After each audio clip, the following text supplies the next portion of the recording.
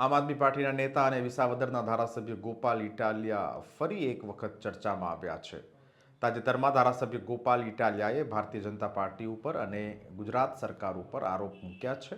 સાથે જ ગુંડાઓને છાવરવાનો, ગુંડાઓની અને માફિયાઓની તરફદારી કરવાનો પણ આરોપ લગાવ્યો છે. ગોપાલ ઇટાલિયાએ શું વાત કરી તેના વિશે વિગતે ચર્ચા કરીએ. નમસ્કાર, હું છું રિયાઝ. સ્વરાજમાં આપનું સ્વાગત છે.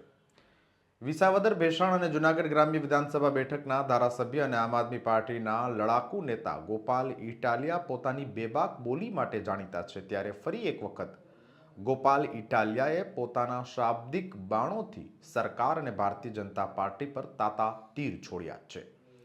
વિવિધ મુદ્દે આરોપો લગાવી અને ગોપાલ ઇટાલિયાએ જણાવ્યું છે કે આમ આદમી પાર્ટીના નેતાઓ ઉપર ખોટી ફરિયાદો દાખલ કરવામાં આવે છે, જ્યારે ગુંડાઓ અને માફિયાઓ બેફામ બન્યા છે, પરંતુ તેમની વિરુદ્ધ થતી ફરિયાદો પર કોઈ ધ્યાન આપતા નથી. આ સાથે જ તેમણે કહ્યું છે કે વિસાવદરમાં જ્યારથી આમ આદમી પાર્ટીના ધારાસભ્ય તરીકે અમારી જીત થઈ છે, ત્યારથી ભાજપના પેટમાં તેલ રેડાયું છે. શું કહ્યું ગોપાલ ઇટાલિયાએ? પહેલા તો એ સાંભળીએ. હમણાં જ આપણે ત્યાં 26મી જાન્યુઆરી એટલે કે પ્રજાસત્તાક દિવસની દેશભરમાં ઉજવણી થઈ. પ્રજાસત્તાક દિવસ એટલે પ્રજાના હાથમાં સત્તા, જેને હિન્દીમાં કહેવાય ગણતંત્ર દિવસ. ગણ એટલે લોકો, તંત્ર એટલે વ્યવસ્થા. લોકો દ્વારા જે વ્યવસ્થા ચાલે છે એનું નામ છે લોકશાહી. લોકશાહીમાં સત્તા પક્ષ અને વિરોધ પક્ષની બરાબર ઇક્વલ જરૂરિયાત છે. સત્તા પક્ષની સામે વિરોધ પક્ષ ન હોય તો સત્તા બેફામ બની જાય છે. એટલે સત્તાને બેફામ બનતી રોકવા માટે, લોકશાહીના મૂલ્યોનું જતન કરવા માટે અને જનતાના હિતને નુકસાન થાય એવા કોઈ નિર્ણયો સરકાર દ્વારા લેવાતા હોય તેવા નિર્ણયોનો વિરોધ કરવા માટે ભારતના બંધારણમાં જ વિરોધ પક્ષની જોગવાઈ કરવામાં આવી છે. ડોક્ટર બાબા સાહેબ આંબેડકર અને આપણા દેશના જે મહાપુરુષોએ બંધારણની અંદર પોતાની ભૂમિકા ભજવી છે એ બધાએ વિરોધ પક્ષની કલ્પના કરેલી છે અને સંવિધાનથી વિરોધ પક્ષનો દરજ્જો આપેલો છે. આમ આદમી પાર્ટી એક રાષ્ટ્રીય પાર્ટી વત્તા ગુજરાતનો એક માન્ય વિરોધ પક્ષ છે. ગુજરાતની વિધાનસભામાં આમ આદમી પાર્ટીના ચિહ્નો ઉપરથી 5 ધારાસભ્યો ચૂંટાયા છે, વત્તા અન્ય 3 રાજ્યોમાં આમ આદમી પાર્ટીના ધારાસભ્યો અને તાલુકા, જિલ્લા પંચાયત, નગરપાલિકામાં સભ્યો છે. વિરોધ પક્ષ વિરોધ કરે તો અને તો જ જનતાના અધિકારો સુરક્ષિત રહે છે. એકતરફી માહોલની કોઈ જનતાને એકતરફી માહોલથી ફાયદો થતો નથી. જ્યારથી ગુજરાતમાં વિરોધ પક્ષ તરીકે આમ આદમી પાર્ટી પૂરી તાકાતથી ઉભરી આવી છે અને વિશેષ કરીને વિસાવદરની ચૂંટણીમાં વિસાવદરના ખેડૂતોએ આમ આદમી પાર્ટીને પૂરી વિરોધ પક્ષ તરીકેની એક બહુ મોટી જવાબદારી સોંપી છે, ત્યારથી ભાજપ વાળાના પેટમાં તેલ રેડાયું છે.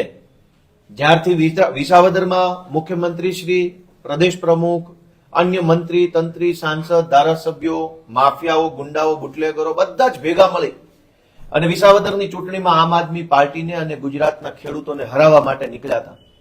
પરંતુ વિસાવદરના ખેડૂતોએ એવો સબક શીખવાડ્યો કે એમની બહુ ઐતિહાસિક શરમજનક હાર વિસાવદરથી થઈ અને ત્યાર પછીથી બદલાની ભાવનાથી, વેર વૃત્તિથી, દ્વેષ ભાવનાથી ભાજપ પાર્ટી આમ આદમી પાર્ટી સામે કામ કરી રહી છે. આમ આદમી પાર્ટી વિસાવદરની ચૂંટણી પછી ખેડૂતોના મુદ્દે, યુવાનોના મુદ્દે, રોજગારના મુદ્દે ખૂબ તાકાતથી અગ્રેસિવ રીતે કામ કરી રહી છે. અમારા રાજુભાઈ કરપડા અને પ્રવીણભાઈ રામ બોટાદના અને કચ્છના ખેડૂતોના મુદ્દે ખૂબ તાકાતથી લડતા હતા. એમને જૂઠો કેસ કરી જેલમાં પૂરવામાં આવ્યા. અમારા હરેશભાઈ સાવલિયા એ ટેકાના ભાવેલા જે અત્યારે ખરીદી ચાલે છે એમાં પણ લડતા હતા, એમને જેલમાં પૂરવામાં આવ્યા. તો જ્યારથી આમ આદમી પાર્ટી એક મજબૂત વિરોધ પક્ષની ભૂમિકામાં ઉભરી આવી, ગુજરાતભરમાંથી, મોટા મોટા શહેરોમાંથી પણ આમ આદમી પાર્ટીને જનસમર્થન મળવા લાગ્યું.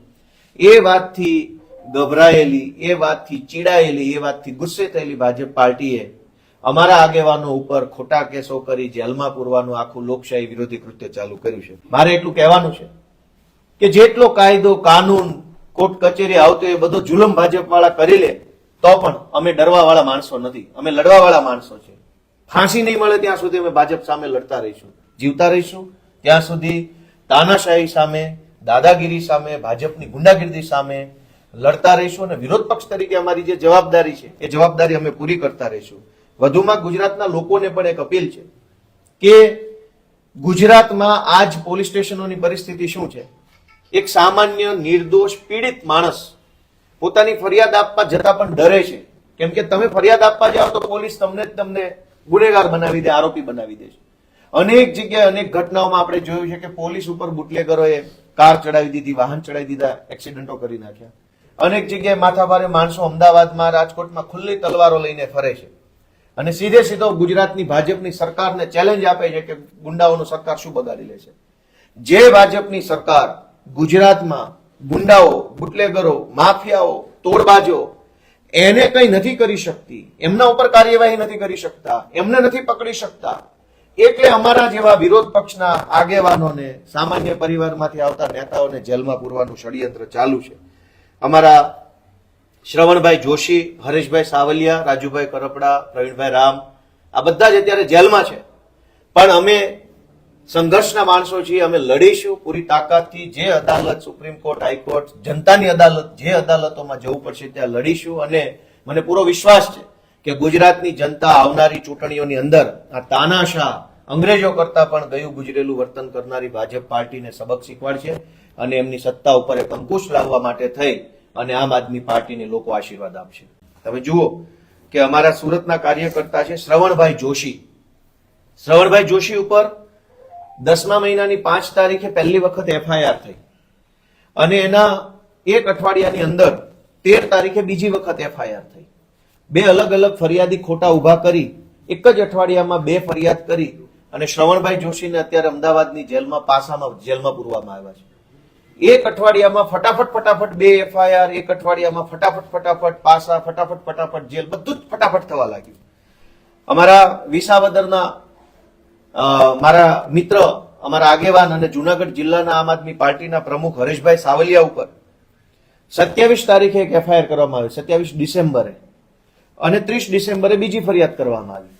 3 થી 4 દિવસના ગાળામાં ઉપરા ઉપરી 2 ખોટી ફરિયાદો કરી અને એમને પણ આજે અમદાવાદની અંદર જેલમાં પાસામાં મોકલવામાં આવ્યા. અમારા રાજુભાઈ કરપડા અને પ્રવીણભાઈ રામ એમની ઉપર 13/10 એક ખોટી ફરિયાદ કરવામાં આવી અને ત્યાર પછી 15 દિવસના ગાળામાં 1/11 બીજી ફરિયાદ કરવામાં આવી. તમે જુઓ કે એક બાજુ ગુંડાઓ, બુટલેગરો, માફિયાઓ, તોડબાજો, વ્યાજે રૂપિયા ફેરવનારાઓ, જમીનો પચાવી પાડનારાઓની વિરુદ્ધમાં પોલીસ સ્ટેશને જો ફરિયાદ આપવા જઈએ તો ફરિયાદ લેવાતી નથી. ધક્કા ખાઈને માણસ કંટાળીને છોડી દે છે. ગુજરાતના પોલીસ સ્ટેશનોમાં ગુંડાઓ કે માફિયાઓ કે બુટલેગરો કે ડ્રગ્સ વેચનારાઓની વિરુદ્ધમાં કોઈ ફરિયાદ લખવા માટે તૈયાર નથી પોલીસ. પણ આમ આદમી પાર્ટીના નેતા હોય તો 3 દિવસમાં 2 ફરિયાદ, 2 દિવસમાં 2 ફરિયાદ, અઠવાડિયામાં 2 ફરિયાદ લખાઈ પણ જાય, એરેસ્ટ થઈ જાય, વોરંટ નીકળી જાય, રિમાન્ડ લેવાઈ જાય, પાસા બધું જ 15-20 દિવસમાં તો બધી જ કાર્યવાહી થઈ જાય છે.